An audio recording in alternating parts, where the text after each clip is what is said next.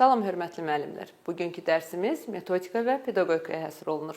Biz bugün Aynur Rüstəmovanın təqdimatında problem həll etmə bacarığının formalaşdırılması haqqında danışacağıq. Salam Aynur xanım. Salam. Aynur xanım, şagirdlərdə problem həll etmə bacarığı niyə formalaşdırılmalıdır? Salam, xoş gördük Fərinə xanım. İzləyicilərimizi də salamlayıram. Bugün çox vacib mövzu ətrafında danışacağıq. Şagirdlərdə problem həll etmə bacarığının formalaşdırılması bu insan üçün lazım olan ən vacib həyati bacarıqlardan biridir. Çünki insan istər peşəkar həyatında, istər şəxsi həyatında davamlı olaraq tez-tez həll olunması məsələlər olur və insandan bu məsələləri həll etmək bacarığı istənilir. Bu nöqteyi nəzərdən şagirdlərdə bu bacarığı formalaşdırmaq çox əhəmiyyətlidir. Xüsusən məktəbdə tədris zamanı bu bacarığın əsasının qoyulması şagirdlərin gələcək həyatında mühüm rol oynayır. Belə ki, bu bacarığın formalaşdırılması kiçik yaşlarından başlananda onun düşünməsi, məsələyə yanaşması bacarığı sonralar bir vərdişə çevrilir. Mövzuya keçməmişdən əvvəl kiçik bir haşiyə çıxmaq istərdim. Qeyd etmək istərdim ki, ümumiyyətlə dildə elə sözlər var ki, insanın beynində müsbət və ya mənfi assosiasiyalar yaradır. Problem sözü insanlarda, xüsusən bizim cəmiyyətdə daha çox neqativ assosiasiyalar yaradır. Problem deyəndə daha çox insanlar nəsə böyük, çətin, həll olması çox ağır olan məsələləri gözləri qarşısına gətirirlər və yaxud bununla assosiasiya edirlər. Əslində isə problem həll etmə kontekstində problem sözü bu mənanı, bu ağırlığı, bu neqativliyi daşımır. Problem nədir sualına biz cavab versək, bunu əslində belə cavablandıra bilərik. İnsanın qarşısına çıxan, yəni kiçik və ya böyük çətinliklər, cavabı axtarılan, istənilən sual bu problem hesab edilir. Hətta problem üçün biz bəzi nümunələri də burada vermişik. Məsələn, ən adi bir situasiya. Tutam, siz qeydiyyat aparmalısınız və bu dəqiqə qələm yoxdur və sizə qələm lazımdır. Siz bu problemi həll etməlisiniz və ya sənədin üzərinə su dağılıb, nə etməlisiniz, bu problemi necə çözə bilərsiniz? Və ya məsəl üçün sinif yoldaşına material göndərməlisən və yaxud hər hansı bir sənədi göndərməlisən həmkarına və sənin internet yoxdur və bu problemi həll etməlisən. Gördüyümüz kimi bu problemlər bizim gündəlik həyatda rastlaşdığımız və ağırlığına görə o qədər də çətin olmayan, ağır olmayan məsələlərdir. Lakin bunların hamısının həlli üçün düşünmək və həll yolu tapmaq tələb olunur. Problem həll etmə kontekstində həm bu cür kiçik, həm də böyük məsələlər, həll olunması lazım olan məsələlər nəzərdə tutulur. Problem həll etmə nədir? Problem həll etmə bacarığı şagirdlərdə müstəqil düşünmək, çətinlikləri aşmaq, məsələyə tənqidi yanaşmaq və ən əsası müstəqil qərar qəbul etmək bacarığı formalaşdırır. Hər hansı bir problemi həll edərkən ən əsas o problemi müəyyənləşdirmək, onun həlli yollarını beyin həmləsi ilə üzə çıxartmaq, daha sonra həmin problemlərin hansının effektiv olduğunu dəyərləndirərək həyata keçirtmək prosesi özündə ehtiva olunur.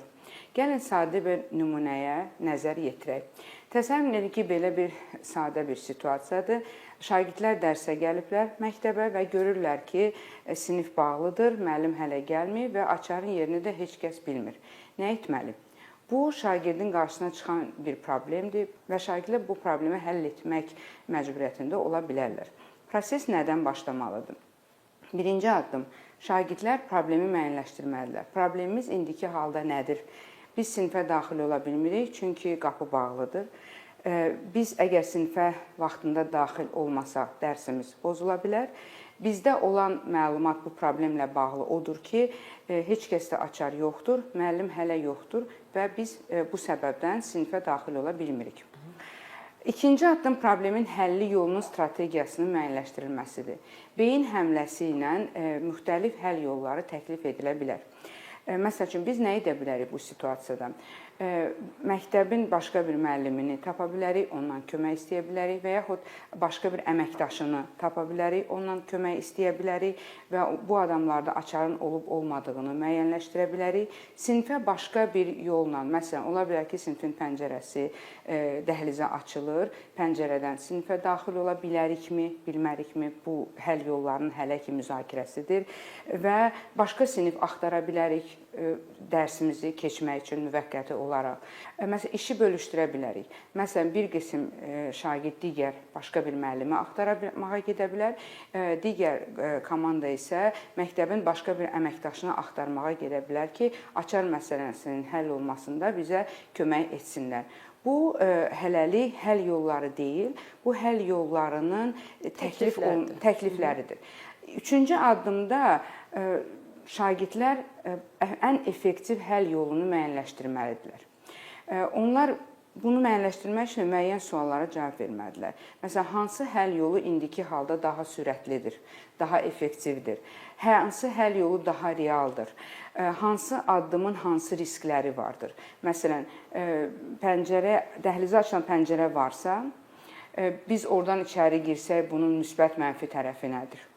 Müəllimi axtarsaq, bunun müsbət mənfi tərəfi nədir? Hansında biz daha çox risk almış oluruq, hansında biz daha sürətlə məsələni həll etmiş oluruq. Bu təhlil aparılandan sonra müəyyən bir qərar gəlinə bilər. Dördüncü addım qərarın verilməsidir.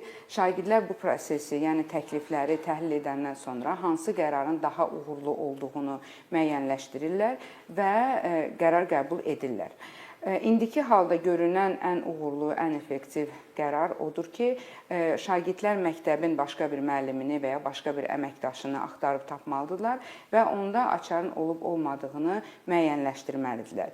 Əslində, çox sadə görünən bu situasiya şagirdlərdə çox mürəkkəb düşünmə prosesinə səbəb olur.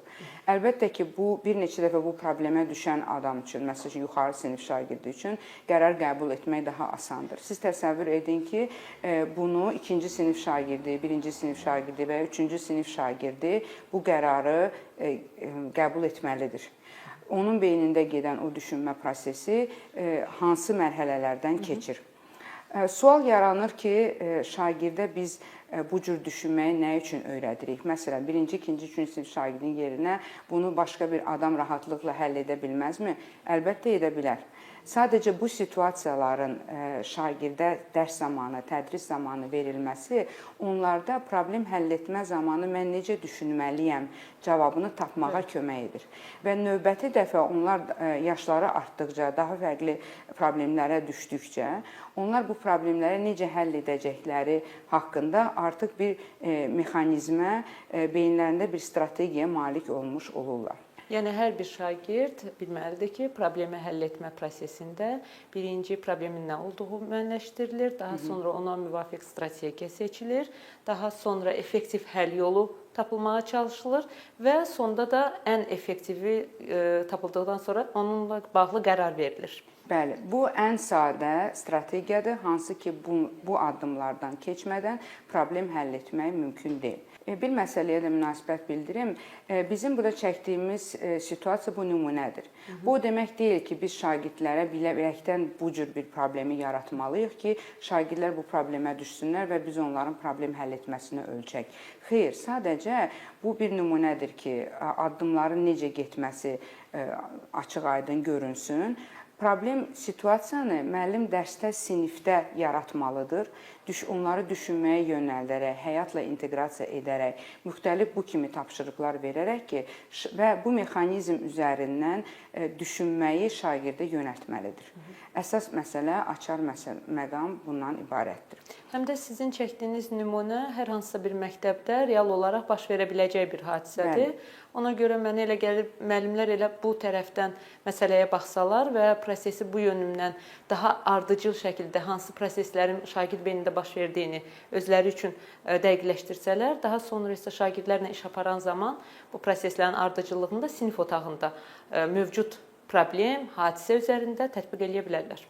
Əslində gözlənilən də elə məhz bu cür yanaşmadır. İndi isə gəlin problem həll etmə prosesi haqqında bir qədər daha ətraflı danışaq. Çəkdiyimiz nümunə çox sadə də olsa mexanizmi izah etdi, amma problem həll etmə prosesi yalnız bununla bitmir. Problemin müəyyənləşdirilməsi bu ən vacib məsələdir.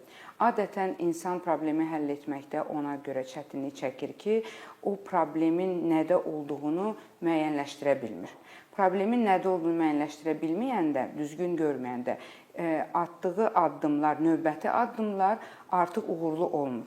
Çünki müəyyən zəhmət çəkilir, iş görülür və nəticə ilə ölçülmə gələndə görünür ki, bu qədər zəhmət heç də problemin həllinə gəlib çıxmamışdır. Buna görə də problemin müəyyənləşdirilməsi bu çox vacibdir. Problemin müəyyənləşdirilməsi deyəndə həm mövcud situasiyadakı problem nəzərdə tutulur, həm də yarana biləcək problemlərin müəyyənləşdirilməsi nəzərdə tutulur. Proaktiv yanaşma vardır problemlərin həllinə. Bu özündə nəyi ehtiva edir?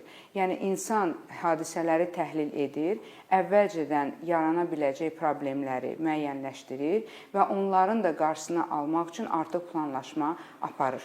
Bu özü yarana biləcək problemlərin müəyyənləşdirilməsi və onlar üçün də həll yollarının tapılmasıdır. Bu özü insanda tənqidi düşüncə, analitik təfəkkür tələb edən bir məsələdir. Mümkün həll etmə yollarının təhlili. Mümkün həll yollarının tapılması üçün mütləq beyin həmləsi aparılmalıdır. Hətta tək insan belə beyin həmləsini aparmalıdır. İnsan özü ilə beyin həmləsi necə aparır? Məsələn, biz özümüzə bir sual veririk ki, mən bu problemi necə həll edə bilərəm? Buna cavab vermək üçün, yəni açıq, aydın beyin həmləsi özün özündə aparmaq üçün ilk ağlıma gələn fikirləri vərəqdə qeyd edirsən. Bunun üçün insan beynində həmin an tənqidi təfəkkürü söndürməlidir. Niyə görə söndürməlidir? Çünki tənqidi təfəkkür o dəqiqə beyinə gələn informasiyanı saf-çürük etməyə, yaxşıdır, pisdir deyə bölməyə başlayır. Və bu informasiyanın beyində emal edilməsinə mane olur. Tənqidi təfəkkürü söndürəndə beyində və insan beyin həmləsi edəndə özü öz beyninə belə, onda ağla gələn bütün fikirlər qeyd edilir və daha sonra tənqidi təfəkkür həmin fikirləri yaxşı və ya pis, uğurlu, uğursuz olaraq dəyərləndirməyə başlamalıdır. Tənqidi təfəkkür vaxtından əvvəl prosesə qoşulanda yaradıcı fikirlərin yaranmasının qarşısını alır. Bu nöqteyi nəzərdən insan özü ilə də beyin həmləsi aparanda bu məsələyə diqqət yetirməlidir və eyni zamanda şagirdlərə də biz yönəldəndə ki, siz beyin həmləsi edin, ilk ağlınıza gələn məsələləri qeyd edin, şagirdlərə bu tövsiyəni də vermək lazımdır. Daha sonra nəticələrin dəyərləndirilməsi. Müəyyən həll yolları müəyyənləşdirildi, təkliflər artıq var və artıq dəyərləndirmə prosesi gedir. Hansı həll yolunun müsbət mənfi tərəfləri hansıdır? Hansı daha uğurludur, daha effektivdir, daha az zamana başa gələ bilər və yaxud ola bilər daha uzun zamana başa gəlsin, amma daha effektiv olsun. Bu proses dəyərləndiriləndən sonra həll yollarının reallaşdırılması məsələsi başlanır. Ən yaxşı, ən effektiv həll yolunu deməli tətbiq olunur. Bunun nə üçün ən effektiv olması lazım gələndə əsaslandırılır mütləq şəkildə. Həll yolu effektiv həm də ona görə hesab olunur ki, nəticələrin dayanıqlığı bu çox vacib məsələdir. Nəticələrin dayanıqlığı o deməkdir ki, biz bir problemi həll ediriksə, biz onu həmişə yalnız bir dəfəlik, indilik həll edim kimi məsələyə yanaşmalı deyilik. Problem həll etmədən doğan qərarlar elə olmalıdır ki, həm də uzun müddətli olsun. Yəni növbəti dəfə o problemin yaranmasının qarşısını alsın və ya o problem hər şeyə rəğmən yenə də yaranıbsa, onun həlli çox sürətli baş versin. Və refleksiya. Refleksiya nəticələrin baxılması, yəni biz problemi həll etdik, müəyyən bir nəticə əldə etdik və həmin situasiyanı biz özümüzdə refleksiya edirik. Uğurlu oldumu, olmadımı, nə üçün uğurlu oldu, nə üçün uğurlu olmadı, başqa situasiyada biz bunu fərqli necə tətbiq edə bilərik, gələcək problemlərin həlli üçün bundan necə istifadə edə bilərik, təkmilləşdirməyə ehtiyac varmı, yoxmu? Bax, bu məsələlərdə refleksiya mütləq olmalıdır ki, növbəti dəfə bu cür problemlə ya rastlaşmayaq, ya da rastlaşaraqsa daha səmərəli, daha effektiv yolla həll etmiş olaq. Çünki bizim artıq bir təcrübəmiz var və bu təcrübə bizə hansı işin uğurlu olub olmaması haqqında məlumat əldə etməyimizə kömək edir. Problem həll etmə bacarığının faydası şagird üçün çoxdur. Şagirdin tənqidi təfəkkürü inkişaf edir.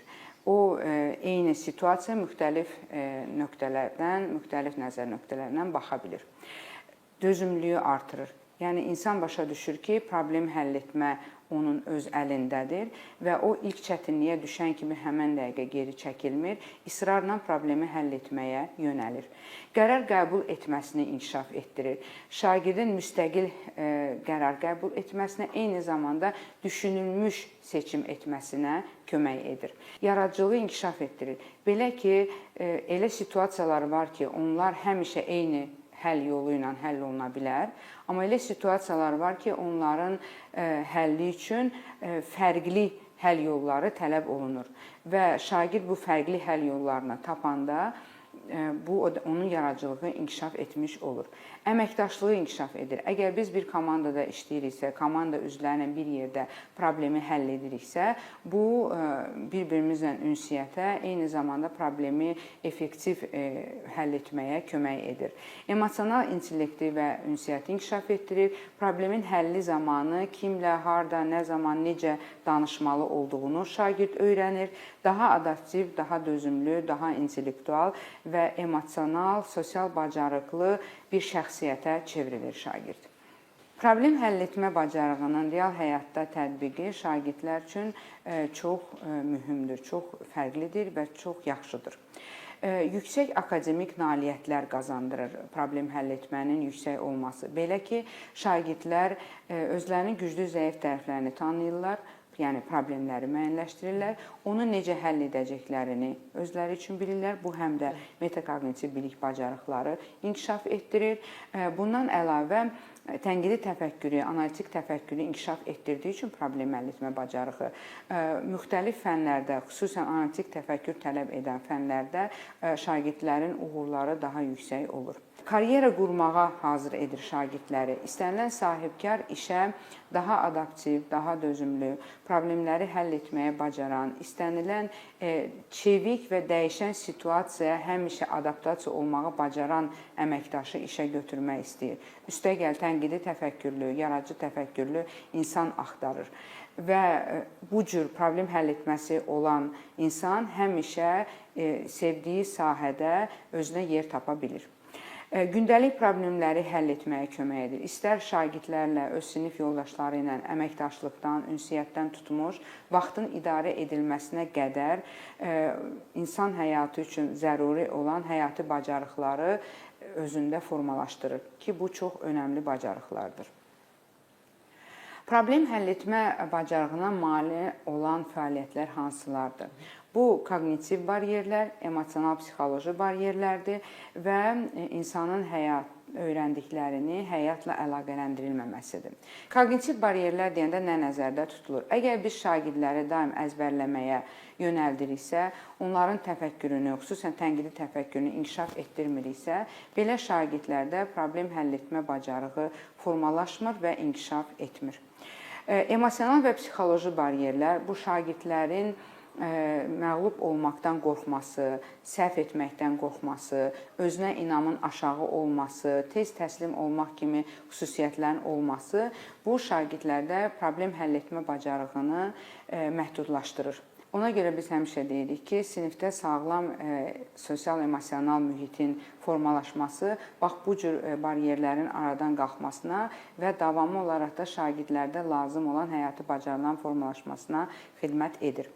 Öyrəndiklərinin həyata inteqrasiya edilməməsi, sinifdə şagirdlərin öyrəndikləri ilə həyati situasiyalar arasında, həyat arasında əlaqənin qurulmaması, inteqrasiyanın qurulmaması şagirdlərdə problem həll etmə bacarığının formalaşmasının qarşısını alır. Şagird bilməlidir ki, o nəyi, nə üçün öyrənir və onu harda tətbiq edəcək. və öyrəndiklərinin real həyatda qarşılaşacağı hansı problemin həlli üçün tətbiq edəcəyini bilir və belə olanda onun öyrənməsi daha səmərəli olur və aydın məsələdir ki, problem həll etmə inkişaf edir. Amma proses əksinə gedəndə, əgər biz şagirdin öyrəndiyini yalnız sinif üçün olduğu informasiyasını şagirdə ötürəndə, onda həyatla əlaqə qırılır və belə olanda problem həll etmə haqqında ümumiyyətlə düşünən olmur. Aynur xanım, bəs problem həll etmək üçün lazım olan strategiyalar hansılardır? Problem həll etməni inkişaf edən strategiyalar şagird yönümlü təlimin əsasında dayanan strategiyalardır. Müəllimlər araşdırma əsaslı, tədqiqat əsaslı, sorğu əsaslı, layihə əsaslı, oyun əsaslı təlim modellərinə müraciət edəndə, birgə öyrənməyə müraciət edəndə, yəni kiçik qruplarla iş, cütlərlə iş, müzakirələrin təşkili və s. Metaqognitiv bilik bacarıqları inkişaf etdirən fəaliyyətə yönələndə, öyrənmə prosesində süni intellektdən və rəqəmsal alətlərdən istifadəni prosesə cəlb edəndə şagirdlərdə problem həll etmə bacarığı formalaşır və inkişaf edir. Aynur xanım, bəs danışdığınız mövzu təhsil verənlərin sertifikatlaşdırılması prosesində, imtahanında necə öz əksini tapacaq? Problem həll etmə mövzusu elə bir mövzudur ki, bütün mövzularla sıx inteqrasiyadadır. Müəllim təlim nəticələrini müəyyənləşdirəndə də, strategiyanı quranda da, şagirdlə ünsiyyəti düzgün quranda da problem həll etmə bacarığını istifadə edir. Xüsusən də situativ suallarda bu çox önəmlidir. Situasiyada müəllim problemin həllinə yönəlmiş addımlar düşünməli və cavabları ona uyğun seçməlidir. Aynur xanım, ətraflı izahınıza görə təşəkkür edirik. Məncə sizin bu izahınız nəinki imtahana hazırlaşan müəllimlərə, eyni zamanda da ümumiyyətlə təhsil işçilərinə kömək olacaq o baxımdan ki, toxunduğunuz mövzu çox önəmlidir, aktualdır və şagirdlərdə formalaşdırılması olan bacarıqların bəlkə də ən önündə gələn bir bacarıqdır. Bəli, həqiqətən bu belədir. Düşünürəm ki, bizim dərslərimiz müəllimlər üçün az da olsa faydalı olar və şagirdlərimizdə problem həll etmə bacarığının formalaşdırılması haqqında fəaliyyətlərini daha da artırarlar. Təşəkkür edirik. Çox sağ olun. Əziz müəllimlər, bizim bugünkü verilişimiz bu qədər. Növbəti buraxılışlarda görüşənə qədər.